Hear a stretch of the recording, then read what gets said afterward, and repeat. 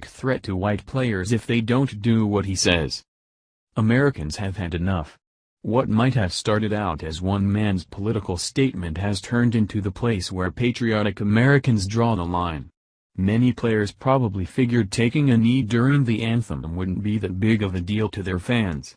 But unfortunately for these protesting athletes, families of fallen soldiers who have fought and died for this country aren't taking it anymore.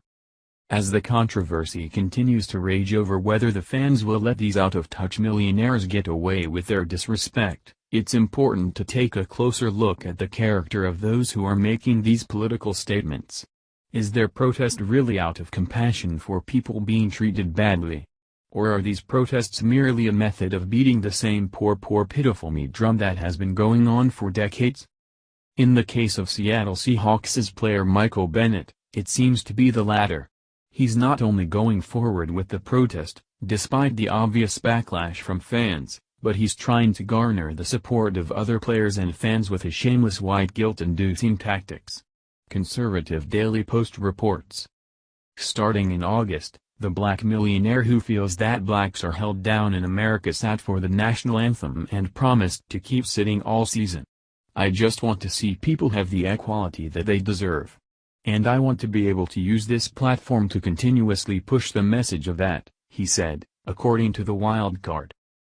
The whole premise that blacks are not treated as fairly as whites is simply not true to start with, so how can anyone respect his position very much?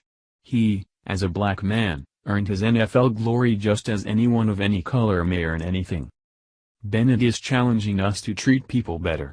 That seems nice, maybe even something that I can get on board with.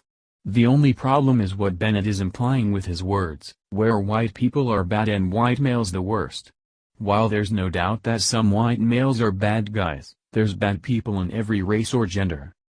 Bennett then called on white players to dishonor the flag and what it stands for in order to support his incorrect worldview, saying, "I honestly believe that it would take a white player to really get things changed. Those easily led by a false agenda did, including the Eagles' Chris Long and the Browns' Seth DeValve." When he tackled a white quarterback who earned his spot on the 49ers after Colin Kaepernick did a terrible job, at everything except kneeling, at the Post, Bennett gave the hateful Black Power salute. Imagine if that had been done to a white player. Bennett talks a good game, but his actions say something totally different. For someone who is speaking out against racial and gender inequality, he sure does act like his race is better than everyone else's. If you want the races to be equal, it seems like you'd want to treat every other race as if they're just as good as your own. His actions are speaking much louder than his words. We as a nation put up with from celebrities and just turn a blind eye. They go on drunken rages and we just say they need help.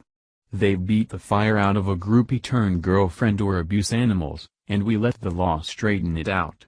Perhaps we helped create this idea of invincibility that many players have, and maybe we shouldn't have looked the other way in regard to their obvious disrespect for others' person and property. When Bennett takes this fight back 200 years and says that white people don't treat him as an equal, he tramples on the hundreds of thousands of white Americans that fought for the freedom of slaves. He also slaps his fans in the face who have loyally watched him, bought his jerseys, and stood by him through his career. There's a chance that these racist players think they're doing the right thing, and aren't intentionally causing the nation and their brothers and sisters even more problems. But if that's the case, they're at a minimum extremely short-sighted, both in hindsight and foresight.